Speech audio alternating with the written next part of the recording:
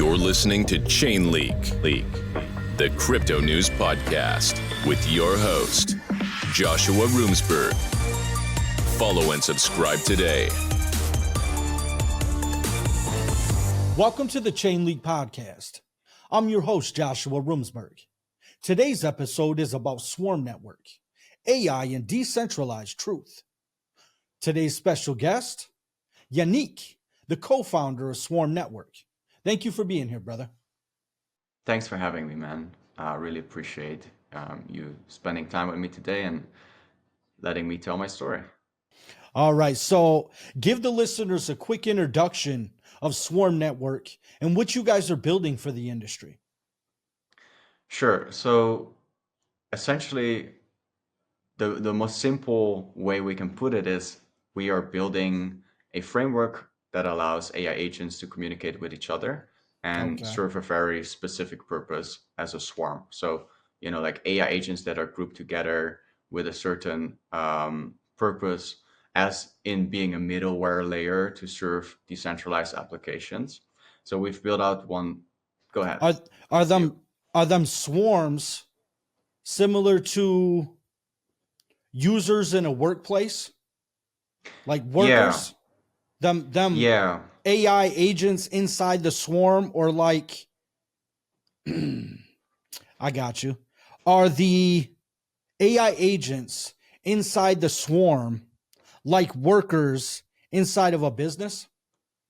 Yeah, they are. Yes, you can Okay. exactly think of it like that. Yeah. So the way a swarm is constructed is you'll have different teams of different agents that have a certain function within the overarching mission or vision or purpose of that entity, which is a swarm, right? So it works Okay. similar to a business. Let's say you have a marketing agency, right? Within Yep. your marketing agency, you have a team that runs the advertisements, you have a team that does the copywriting, you have a team that does the creatives, you have a design team, you have probably maybe some web developers or something like that, right? So yeah, so you can think of it like that. So it's giving purpose to individual agents within a smaller subcontext, right? So like what is the purpose of this team and how does that team then serve a purpose in the function of the swarm? And the function of the swarm can really be anything, right? Because the world is run by, people working together essentially. And now we're saying, okay, cool. Agents have reached a certain level of not, yeah, well, you can say intelligence, obviously, but also execution power, Okay. in terms of like how they can interact and how they can actually change variables within our digital environment through the action space. And what the action space means is what kind of tools can you allow an agent to use to make change in our world, right? So Let me stop you there. That was the next yeah. question I was going to have, is for an end user or somebody who wants to use the network, are they able to create their own swarms, or are their AI agents part of the larger swarm as a whole? Yeah, so they are able to create a swarm and create a purpose for that swarm. But Okay. obviously, like you will have to figure out what is my swarm serving, right? You can Yep. create a swarm and then, like how are you going to connect it to the rest of the world? How are you going to find, how are you going to get your swarm to provide services for an application, right? So that's the big question. Okay. So that's also one of the equations that we're solving right now. I can tell you about the first swarm that we built if that interests you. Yeah, sure. Let's hear it. So we realized that to really drive the point home of what you would be able to do with a swarm is to actually showcase a very well working and operational swarm that actually is the middleware layer of a decentralized application.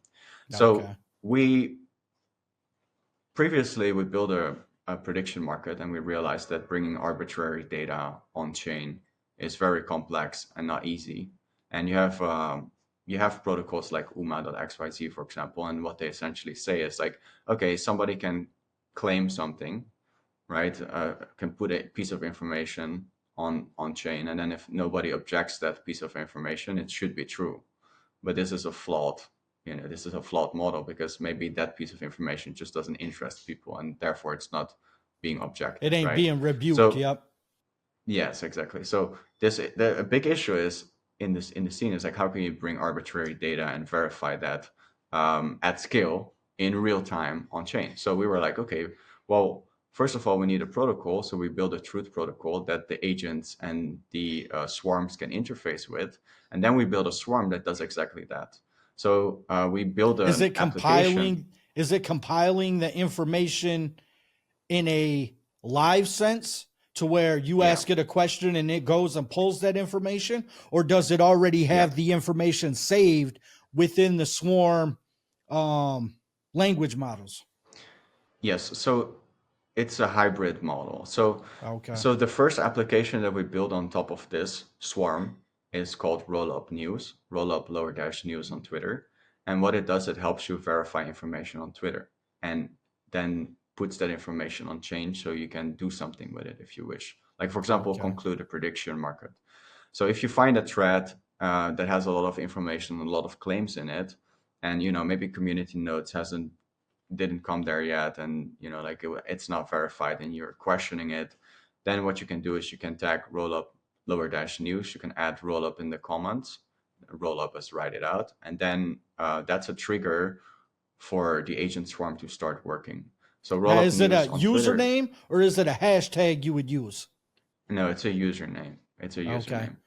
So what then happens is that piece of information is then sent to the swarm and pulled through this protocol that we have that essentially dissects all of the information, turns it into the smallest verifiable unit of a claim, then pushes all of that information into the swarm.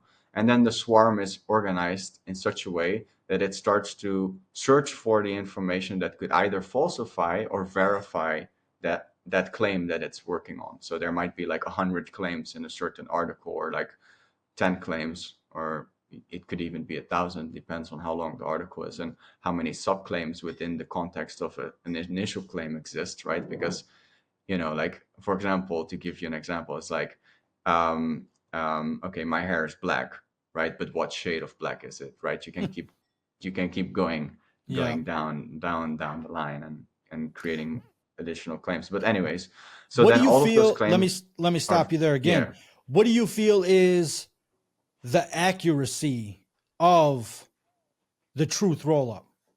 I'd say right now it's around like 90% accurate. Sometimes it goes and verifies things which, like you don't really have to verify, but because it's built in a way where every single claim has to be checked at Verified? least. Okay. Yeah, so it does that.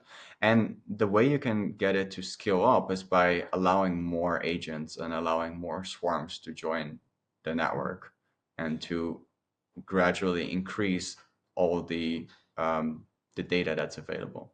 So Does why does the that model? does that work in parallel processing? Yeah, Where if you have yes, multiple AI agents inside your swarm collecting certain data, one could be looking up XYZ's claim, the other one could be looking up yeah, John Doe's claim, and they're parallel at the same yeah. time?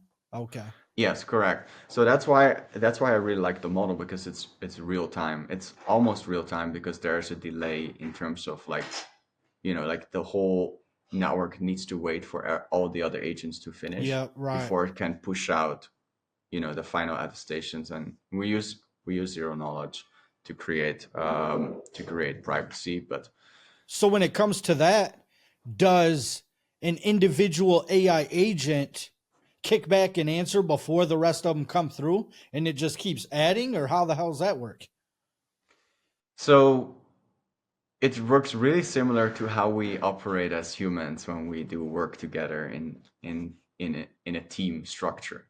Okay. So like if we have 5 people in the team, maybe your responsibility is to finish something which takes a little bit more time, and before the project can be pushed out, we have to wait for you to finish, right? And then we have this final consolidation effort where we put everything together, like we go into the details, and then we push the thing Consolidate out. the So information. Yep.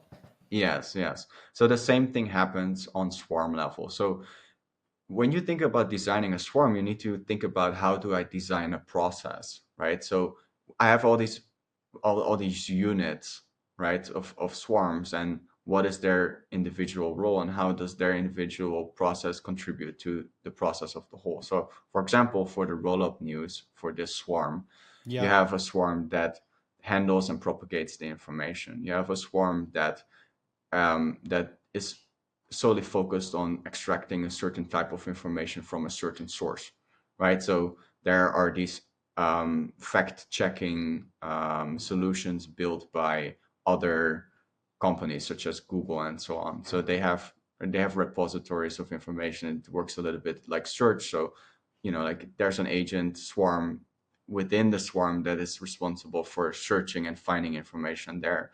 Then there's a swarm responsible for searching the internet. Then there's a swarm that analyzes all the comments for clues within the comment section of that certain piece of information. And then, Yep. like it's kind of like an investigative journey through where could we get information that has either the power to substantiate what this person is saying or to falsify what this person is saying, right? So you know, and then here comes the kicker is like the more swarms you have, the more information you process, the more data there's available for verifying certain types of information, and the better it becomes, right?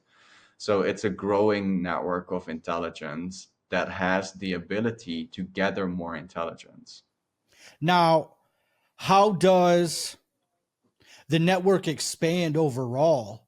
Would it be end users creating, are they swarm nodes, or does the network itself have to create more nodes and infrastructure? What does that look like behind the scenes, the compute power behind it? Yeah, so currently the agents they are run by the users, right? So you're scaling Okay. the network at the edges. So that gives us the capability to not have to worry too much about the compute side of things.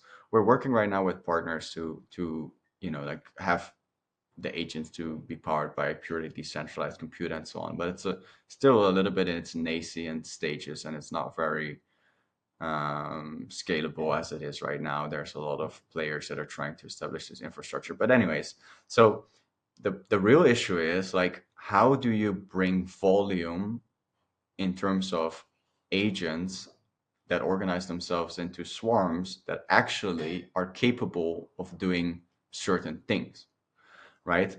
If you are just a user and you go to ChatGPT and you create a GPT agent, there's only so much that you can do with it, right? Right. So the real barrier is how are we going to make it easier for users that don't have the knowledge or prior knowledge regarding like how to build an agent, let alone build a swarm, be able to build these things. So we're building an agent builder that is the purpose is for individual agents, but also for swarms that just makes it really, really easy for people to get set up. It's like the process for you to launch your first swarm should be so like easy that it entices you and that it pulls you in and that it really starts to kind of like like lure you into like, okay, so now I have the swarm, how can I make it really, really, really powerful, and how can I add extensions and tooling and so on to make it serve a purpose. So I'm the looking at agent the builder.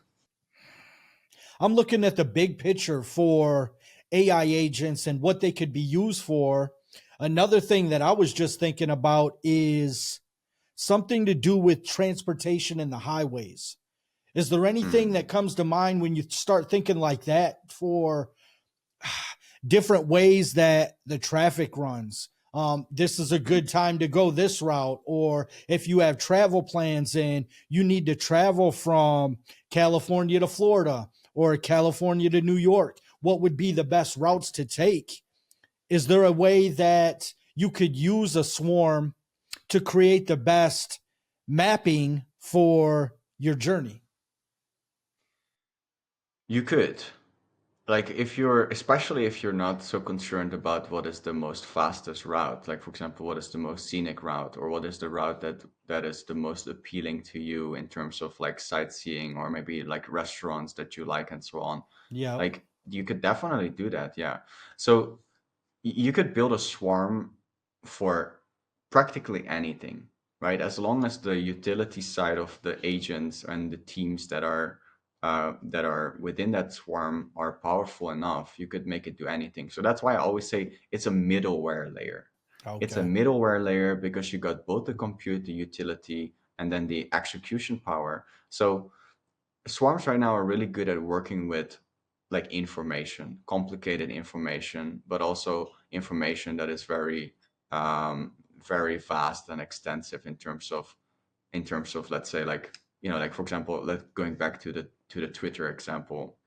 It's like that there's like a lot of nuance, there's a lot of humans in the mix, there's a lot of emotions, there's a lot of, like, stuff that just like a simple algorithm cannot do, right? So when Yep. the information has to be propagated into a more simplistic format for it then to be computed one way or another, that's usually like a very nice use case. So you can think of so many things, man, like within blockchain, outside of blockchain, as long as there's somebody that requires that service, right? But if you think about it, if you really think about it, we're Okay. going through a shift right Let me now. The stop. world is going through a Let me shift. stop you there. Let me stop you there. Hold on, hold on, hold on. Now, when it comes to the economy for these AI agents and swarms, what does that look like from a business perspective? If I wanted to bring my business into a swarm, instead of hiring 50 people, I could put together 50 AI agents that would handle a variety of tasks for my business. What would the pricing look like, and how would I process the transactions? Hmm. That's a really good question. So, as of now, a great example is actually the protocol that we built, right? So the Okay. protocol is basically a rule book. It says for a verification of a piece of information using a swarm, what is the value of this information, right? So there's an exchange of value. So there's a predetermined amount of credit that you get in terms of swarm tokens, and there's a predetermined amount of reputation you get. And if you build reputation, you build credibility and you can get more revenue. Where does the Okay. revenue come from? The revenue comes from the people that want to verify information using our protocol, right? So it's the protocol is really what handles not just the registry, the decentralized registry of the information of the roll-up swarm that is using this, like, to verify the information, but also handles the establishment of the value of that information and the actual exchange, right? So, like, I might value the verification of this piece of information $20, and then that's just distributed according the work that has been done.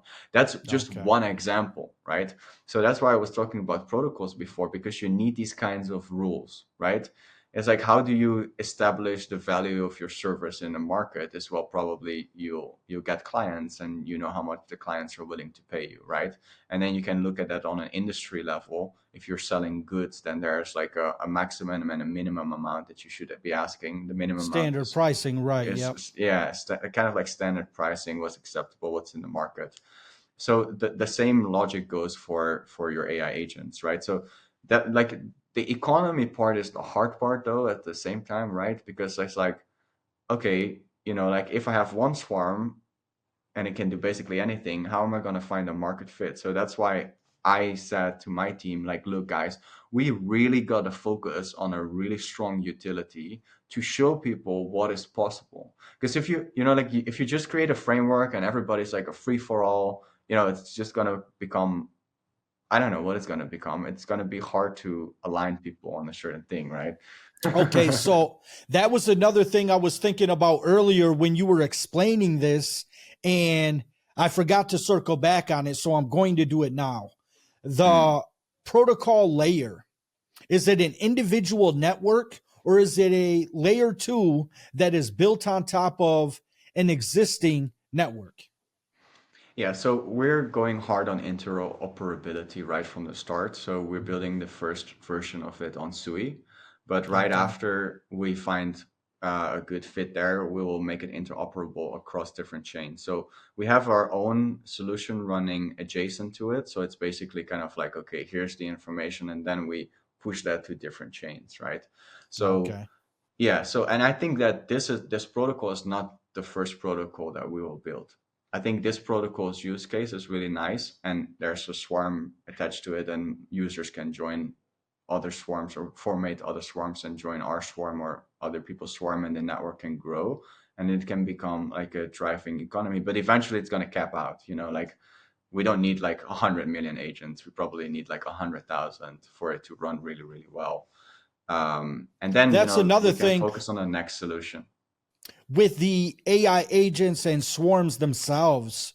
Do you see them more as a long-term reusable solution or a one and done where I'm planning a trip to Los Angeles and I want to map that out a specific way and I put together the AI agents that would build that for me and then my trip's over and I never use that again? Would you rather see people use it long term and reuse the solution and build it out, Yeah. or a one and done? Yeah, no, I think the one and dones are just really nice to have, right? But I think that there's so much more impact that we can orchestrate if we focus on the long-term things, right? So Okay. if you're thinking about, okay, I make a swarm, it serves a purpose, but that purpose and the function that it performs can be used by many people over and over and over again. And the longevity of the value of that information is, like at least, let's say like 2 or 3 years. Let's say like 3 years, for the next 3 years, this is going to be a useful thing for people to use Because before we'll need to update it. I'm thinking about the way I use Chat GPT and I save certain things to the memory. If I'm thinking about this right, the AI agent could map out my travel plans going to Mm, California. If I wanted to see mountains along my path, wouldn't I be able to change that end destination within that swarm? And anybody could prompt it for any location, but that sure. swarm is specifically for seeing the mountains? Sure, yeah. Yeah, of course, that's possible, right? Like the swarm doesn't have to be just like tailored to you and your preferences or your destination. You can parse any kind of information into it and it will be able to adapt. So you have sessions, right? So whenever a different person starts to interact with a swarm, a new session is created, and there could be a dedicated memory, short-term and long-term memory for that session. So whenever you re-engage that session, whether you change the destination or whatever, it will understand the context, right, of who you Oh, are, where that'd be you've cool. traveled Yep. before, and so on. So it's really dynamic, and that's why I was saying earlier, like the dynamicism of these systems. That's what's so cool, man. Because like it's really like having a bunch of people work for you and just doing things on demand whenever you want. That's the cool That thing about it. that was another thing I seen. I think it was earlier today. There was, I don't know if it was a company or a college, but they used a variety of AI agents to research something to do with healthcare. Yep. And they use these AI agents to come to a solution instead of doing the test to come up with certain stem cells or something crazy that Yeah. us as humans would have took us 15, 20, another 50 years to figure it out. Yeah. And these AI agents working together were able to do that in a matter of a week. Mind Yep. blowing that Yeah. they can consume this type of information, process it, and kick you back an answer. They don't get tired. They don't get emotional. They don't, like need holidays. They don't need weekends. It's just 24/7, man. It's like how much money do you have available to pay for your token consumption? Or if you run your own, if you're an open source builder, you run your model locally, then it's just a matter of like how strong is my GPU and my CPU and how much electricity, how much, am I paying for my electricity? Are So you willing to just go behind it? Yep. Yeah, and the cost of that is just so marginal, right? It's just so small. You're talking about fractions of a cent for one inference. Now, even if you have a swarm with 1,000 agents, like it's, what it's going to be, like a cent, 2 cents, 3 cents to run one inference. Not all the agents always are engaged when something happens, like it's like a team working together. It's like, okay, let's map out my journey to whatever, California, right? I don't need to call on my designers to create a map of the world, right? Like, no, right? Like, not all functions have to be called at all times. So, like the swarms and the operators. So you have one operator or a function which is called the operation of the swarm, which is basically the management and the governance, that decides, okay, based on the user input, based on the system query, like what do we need to do to fulfill our duty here, and what resources do we have accessible, and then it will just say, okay, well, this team is going to work on this, that team is going to work on that, that team is going to work on that. All information returns to the central point of control and is then structured in a certain format. For example, for roll-up news, it's like always a certain JSON format, right? So it Oh, does okay. takes all the information, structure it, pushes it out, and then populates a website, man. It's just like gives you back a website, a unique website every time, with uniquely generated information, which is also transparent and on chain. It's wild. Yeah, no, this is crazy. Now, when you look to the future of AI and circling back to what I was just talking about with the AI agents, looking at stem cells, that was referring to longevity for Mm, human beings. And mm. when you think about that, how do you evaluate what is ethical or unethical when researching using AI agents? Wow, philosophical.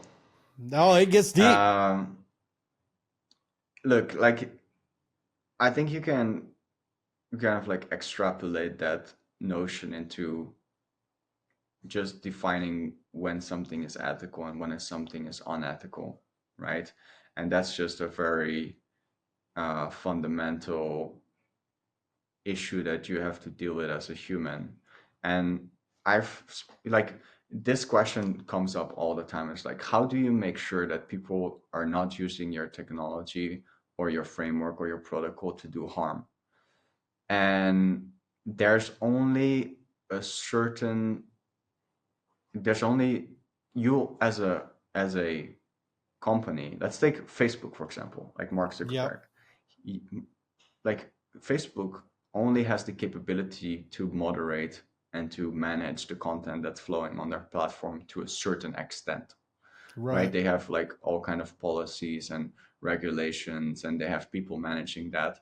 And now they're using third parties, and I think that actually the Truth Protocol and the agent swarms will become a third party to verify information. But that's besides the point. There will always be people that misuse it. It is just a question of how well can you moderate, or can you make sure that those people are like pushed out, they're not Well, getting the because that right. comes back to censorship is one aspect, and then when you think of decentralization tying into the AI agents, how do you stop a swarm that is created to help humanity survive to living 100, 200, 300 years as a human being? And would that be ethical or unethical when you look at the long term? Yeah, I mean, if it's ethical or not, I think it's a subjective matter, and you will be able to decide that for yourself. And like we live in a society, and the society has a certain boundary of what's ethical and what's unethical. And I think as long as you as a person stay within those boundaries, you can do whatever you want. And but you cannot avoid people misusing technology, because there's bad people out there. That's just a matter of fact, right? That people are going to In misuse it general, for all right? Yep. sorts of stuff, right? Like there's so many crazy stuff I could bring to the podcast, but let's not go there. Right. But Yeah. yeah, Let's I leave mean, some of like, that out. yeah. So I think it's also the responsibility of the network and the people that are governing the network to make sure that the vision and the mission is aligned with the good intentions, essentially.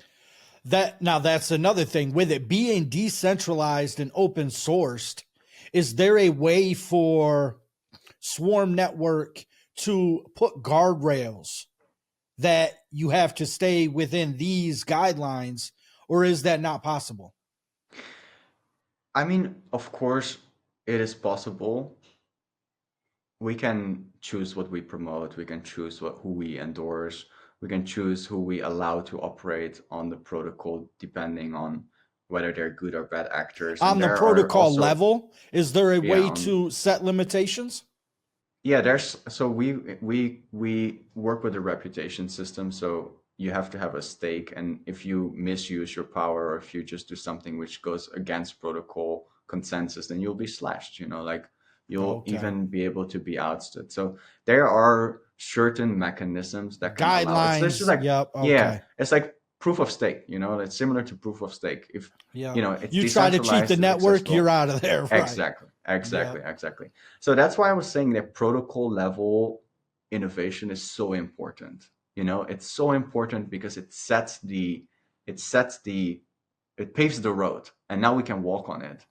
Okay. So, what do you think is the overall largest swarm that you could see put together? You mentioned 100 workers earlier, 1,000 workers earlier. Is there a set number that it maxes out at? I think the answer there would be yes, because at one point, all imaginable functions within a defined system would be determined, right? Okay. It's like there's only so many ways that you can enter the city of Rome, right? We can make Yeah. new roads, but at one point, like all the roads are just, it's all just one big highway with the city in the middle, right? Yeah. Right? So I think There could be a point um where you get to 500 or 5,000 agents yeah, inside that swarm, and every task is already handled. So there's no point in yeah, adding more. That's what you're saying? yeah. Yeah. So, and then for verification, it differs a little bit because the larger than the network, the more consensus is formed among a broader amount of agents, the better and the less biased it will be.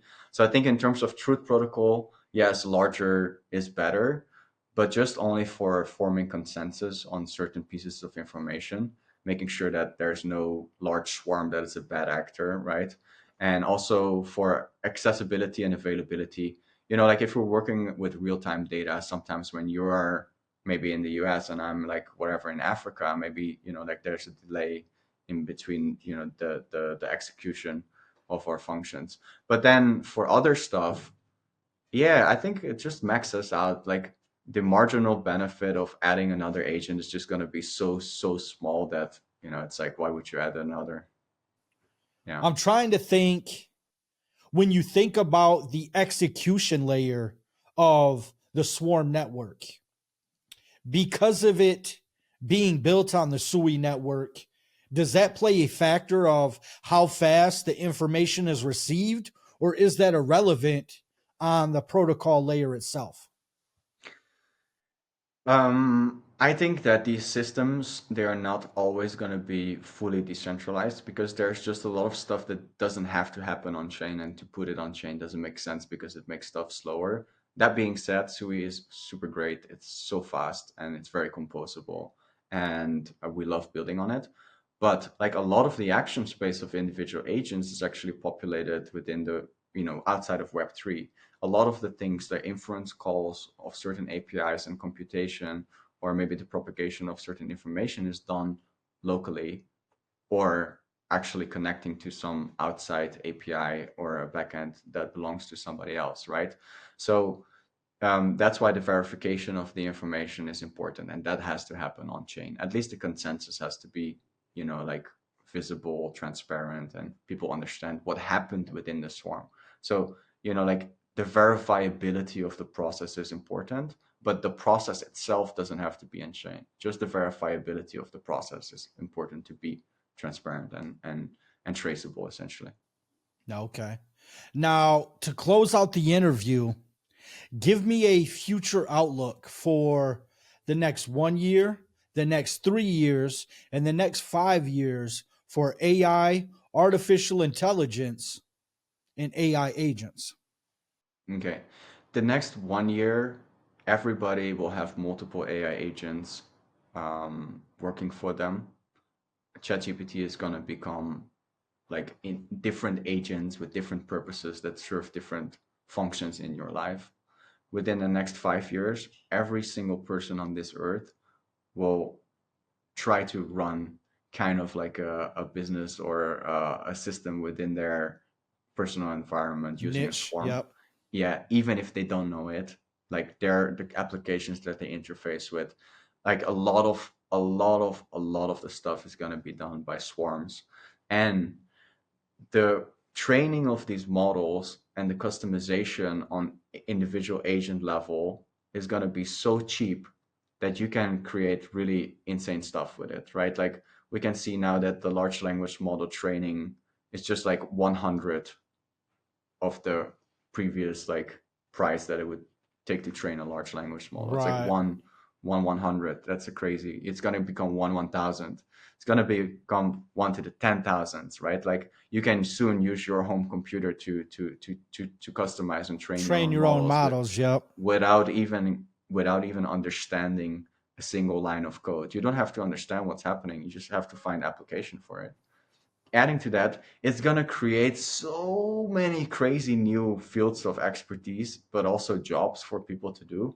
And everybody will be able to operate on a higher level if they can go with the time, right? You That's can the say, oh, a lot of jobs are going to go, but a lot of new jobs are going to be created too. It's just like, can people keep up? Yeah, no, I think about that all the time with the way the world is moving. People who adopt the new technology will always be secure in their job space, but Yeah. people who don't want to adopt will get left behind. And Yes. once they adjust, they will find a new practice or a new job they can work on.